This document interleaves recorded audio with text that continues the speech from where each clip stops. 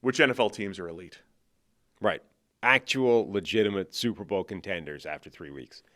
So we have 3-0 teams. Some of them are easy.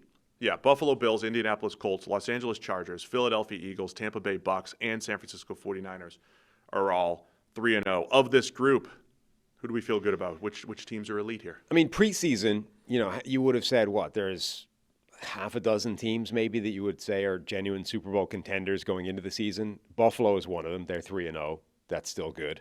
The Eagles were one of them. They're 3-0. That's still good. So 2 of those teams are undefeated and therefore obvious. Bills and Eagles living up to expectations. So yes, have the Colts joined this group?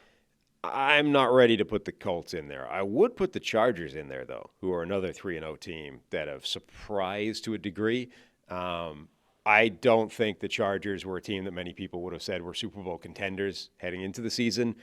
I think you probably have to put them in there now. They look great. Justin Herbert is playing out of his mind, and I think we've always acknowledged that he has the talent to be one of those quarterbacks, and the defense is one of the best defense in the NFL. Yeah, the Chargers were a playoff team last year, and through 3 weeks, seemingly have solved one of my biggest offseason questions was who's catching passes besides Ladd McConkey. Quentin Johnston has been great. Keenan Allen has been a great pickup. Yep.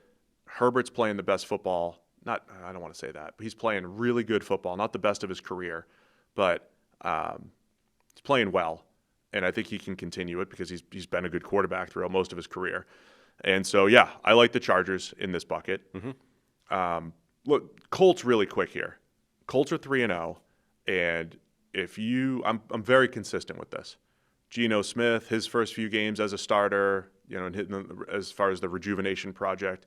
Baker Mayfield, his few games as a starter, Sam Darnold, we talked all the time about Sam Darnold's had 3 and 4 week stretches. Let's see him do it. Now, in all of those cases, they did extend that enough that you felt good about those guys as starters, right? Even though Geno's struggling right now. But that's my same take on Daniel Jones and the Colts. I think it's a good situation. I want to see more. I want to see more than an extended run from a short run from Daniel Jones. And I think it's fair in hindsight to say, well, they've beaten up on the Dolphins and the Titans. Right. Impressive in the middle with Denver. I want to see them do it against some better teams. Yeah, look, they are now in pole position, obviously, in that division to win it and make the playoffs. I'm still not ready to say that they can go on a run in the AFC and go through, 4 very good teams to win a Super Bowl. So I'm not ready to say they're a legitimate elite contender. Bucks as an elite team, they're going to go head-to-head with the fellow 3-0 Eagles, who they did beat last year.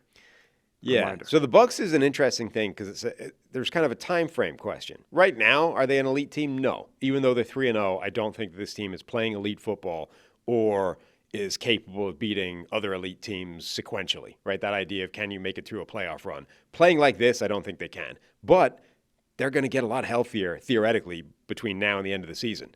You're going to get Chris Godwin back. You're going to get Mike Evans back. You're going to get Tristan Wirfs back. Those are 3 of the most important players on the team.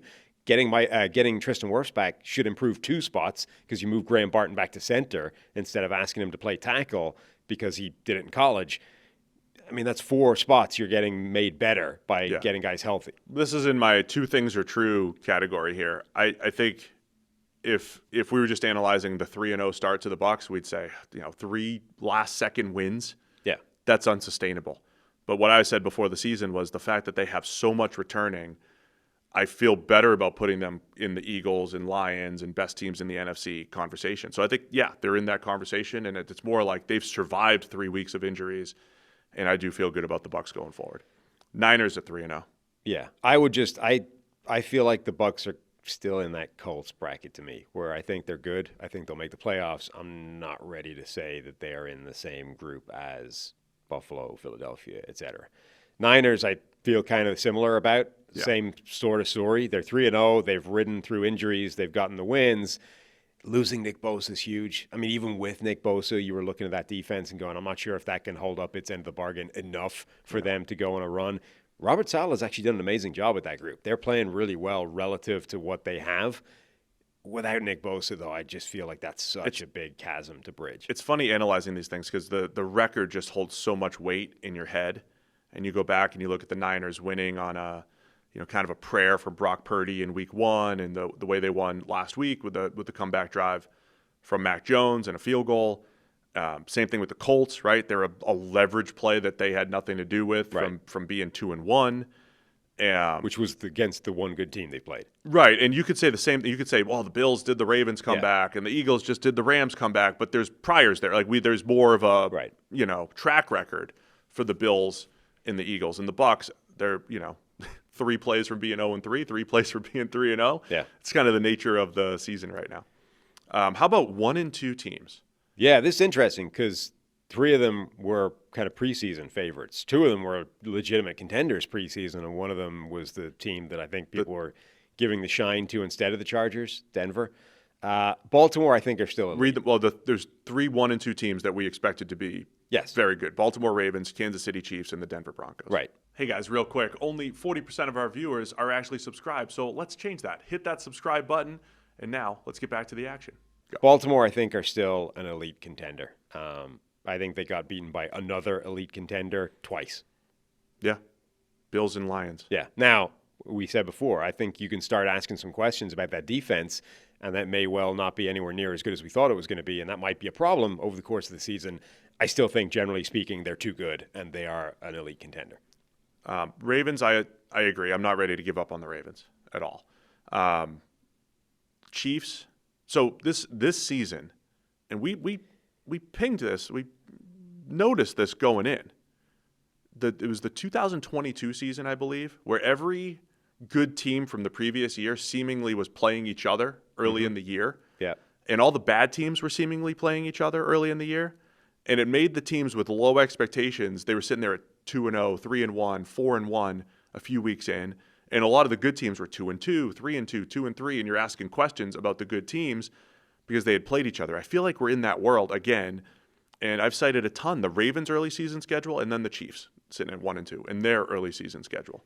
And so the Chiefs and Ravens are going to play each other, and it is wild, right? One of the teams is going to be 1-3 coming out of this. And oh, by the way, the Chiefs still have to play the Lions in a couple weeks, right?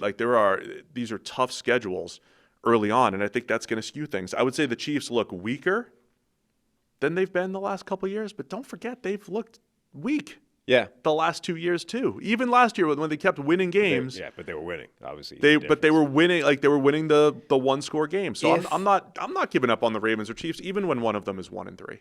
You know, when people do that blind resume thing, like if you did a blind resume on Mahomes and the Chiefs this year, you wouldn't say they were an elite contender, right? Like how much did that matter? That it is Mahomes, and we know Mahomes has done weird things, weird special things in the playoffs, and when it really matters, I mean, he's kind of said already that he's trying to do those now because he thinks it really matters right now in September, and it's still not enough. You also know that Xavier Worthy and Rashee Rice are going to come back, and it's a matter of if they're 2-4 without Rashee Rice, could they go 10-1 in their next? I guess the question is, how bad do they need to look before you decide they're not a real contender? Well, the standard's different, right? I mean, the standard for the Chiefs is, are they going to make it to the AFC Championship for the 8th straight year? Because they don't look any better than the Bucs, the 49ers, the Colts, certainly the Colts. But we know Mahomes is special. Just to remind people, maybe it's our own fault, but 2 years ago, they get wrecked on Christmas Day against the Raiders in a season of mishaps by their pass catchers, the offenses. That was the first year Mahomes-led offense looked pedestrian. Right. And honestly, the last 2 years has been, pedestrian, right? Yeah. Or, 10th in the NFL. Which is exactly where he is right now in EPA per play, EPA per dropback. Every Chiefs team-centric metric has them in the middle through 3 weeks.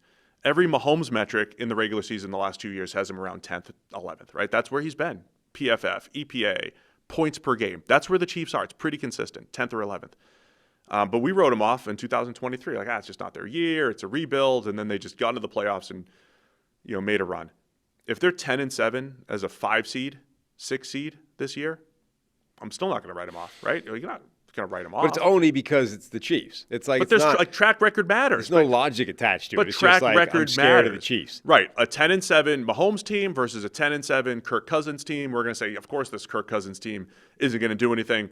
And then, this Mahomes team, can they go on a 4-game run? Absolutely. Like it's built off a supernatural fear that he might just go click in the playoffs and suddenly it's vintage It's Mahomes. built off prior evidence, man. That's what it is. But so I don't know that there's prior evidence that this current level of play can just be eradicated and then play dramatically different. 2023, Mahomes played at a similar level, as did the offense. But you now have an aged Travis Kelce. Like, can they put to the things that allowed them to do that exist this year? No, I get it. That's fair. It's a monster week for the Ravens and the Chiefs. Yeah. Ravens defense. I got the number wrong. They've only given up 96 points, not 97. So they're just barely second in the NFL. I mean, your tweet was wrong. It's misinformation out there. It's taken off. Going viral. It's taken off. So I'm not gonna delete it. I guess so.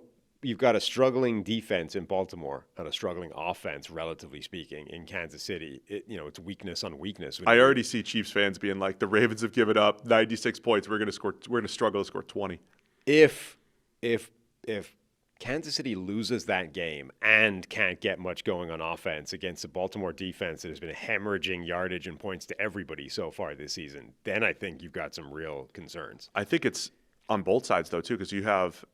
Lamar and the Ravens, like Lamar and Jackson ended up with a great passing stat line, but the offense was not great the other night. They put up a lot of points, but when they needed to put drives together, he gets sacked 7 times and he wasn't running. And that's the type of game that he has they did against such a good Kansas job City of historically. Spying him, keeping him in the pocket. Alex Anzalone was like, the second he saw any glimmer of Lamar taking off, like triggered and immediately went after him, regardless of what he was doing on the play. Right. Like there's one time where there's like a crossing route being passed off between linebackers, and he's just like, forget it, I'm out.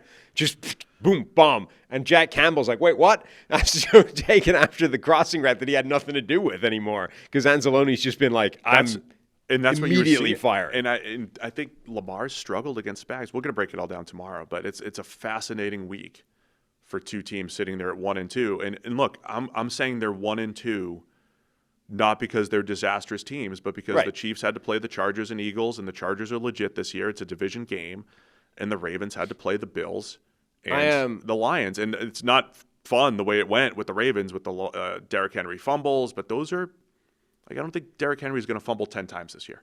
Yes. Like whatever his pace is. I don't think that's going to happen, right? So there's some quirky stuff through 3 weeks. I think both teams, Ravens and Chiefs, are both still good. Right now, the Chiefs are definitely not an elite football team, but I think there is still absolutely a reasonable specter that they could become that by the end of the season. However, I'm teetering on the brink of abandoning that at the moment. They don't need that many more rough-looking performances before I'm like, it's just not happening for them this year. The other 1-2 team that we had on our list here. Denver. Team that's never trailed in the fourth quarter. And yet. Lost on 2 walk-off field goals. Yeah. So. Lost on 2 walk-off field goals and, should have won one of those games if they just didn't. I believe I saw the PFF grades have Bo Nix dead smack last, if that was correct. That's their problem at the moment. He's gone back to being rookie Bo Nix, where he can't hit any of his receivers, where he's overthrowing them every time he has a deep shot. It's like he can't. They're not elite if he's playing like that. For the 900th time, progression is not linear. Yeah. For quarterbacks. And that's when you have this entire offseason to talk. And people are like, let's redraft last year. If you were redrafting, you'd take Bo Nix second, Jaden Daniels, then Bo Nix, and Caleb Williams is sixth, and this and that. And it's like, well, now Caleb Williams looks like the best first-round rookie, along with Drake May. Like, they're both. With Jaden Daniels hurt, yeah. With Jaden Daniels hurt, and Bo Nix struggling, and J.J. McCarthy looks awful. Well, we went from, like, all of these guys look good to now Penix is half struggling. of them don't immediately.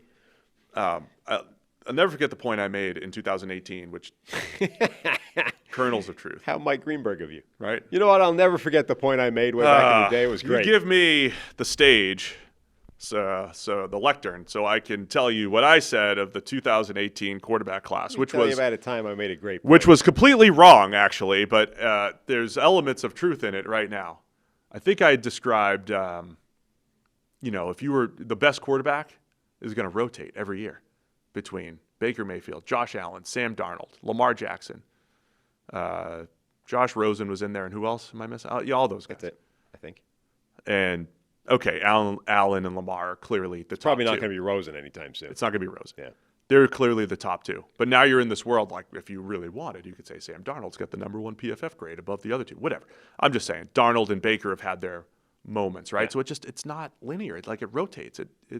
There's ebbs and flows to this whole thing. I mean, that play that I said to Nick's you, gotta play the better. flea flicker, where it's like he had 2 receivers that were like 5 yards behind the defense and missed both of them.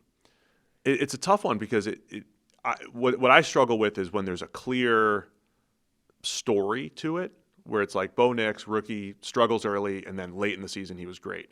His stats were definitely inflated, right? What are the stats that were floating around about the only rookie to have this many touchdown passes and this and that? Like 17-game schedule, he played Chiefs backups and had 4 touchdowns, no picks, right? That inflated things. But Bo Nix was impressive down the stretch. He was. And now he's not regressed, but he's playing like he did early in the year, where we were saying he can't complete anything beyond 10 yards. Footwork is horrendous. And he's missing plays. I mean, I think Sean Payton's still dialing it up, but they're missing. But the defense still looks legit. The offense has shown spurts, but the quarterback has been inconsistent. So I'm also, by the way, not ready to give up on the Broncos, but Bo Nix got to play better. I mean, they're not elite if Bo Nix is playing this way. I'm out on them. They're not elite. No. I think they're going to be very competitive, and Bo Nix will play better, but this is bad right now. Yeah. Some 2-1 teams that we're calling bubble/questionable. Yeah. So Washington, Green Bay, Minnesota, Detroit, Los Angeles Rams, Arizona, Seattle. Those are all 2-1 teams. I think 3 of those are Who do you trust the most out of this? Detroit. Group? I think they showed the game against Monday night. They're absolutely still for real. I think the Rams showed the same thing, even though they found a way of losing that game late to Philadelphia. I think the Rams and Detroit are definitely still contenders if you had them as them going in. I think Green Bay belongs in that conversation, even though their offensive line got wrecked by the Browns. Again, number 1, I think that should get a bit healthier as the season goes on. Number 2, they were so impressive the other 2 games. I think they're probably still an elite team. The Browns might wreck everybody. Maybe, yeah. So those 3, I think I would put in the elite category from that group. I agree with those teams. I would love to put Minnesota there, but I don't know about the quarterback play. No. I think everything else, though, can be in that world. I don't know about the quarterback play. Defense is amazing. I don't know. I don't know if the offense as a whole can function the way we want it to. And the other team, okay, so I know Washington, I still have some concerns. Impressive win with Mariota at quarterback, but I'm going to say Seattle. My They're the other one priors I think that could be put in there. Seattle Seahawks. We made a lot of jokes about first 3 weeks of Darnold last year, and it's happening once again. The first 3 weeks of a season is awesome for Darnold, but he did extend that. We haven't seen bad Darnold yet. This year, yeah. This year. Last year, I know the last 2 games, but there was a couple in the middle that were questionable. So he's good for 4 or 5 bad games based off of last year and what we've seen from him. But I really like that defense. We'll see what happens tomorrow night. Seahawks and Cardinals, but I would throw the Seahawks as the other 2-1 team that I think can have 10, 11, 12 wins at the end of this thing. Yep, I think that's fair. Thanks for watching all the way to the end of the video. Check the Mic is live every Monday, Wednesday, and Thursday, so be sure to hit the subscribe button so you don't miss a thing. And the all-knowing algorithm is convinced you'll also like these videos, and who are we to argue?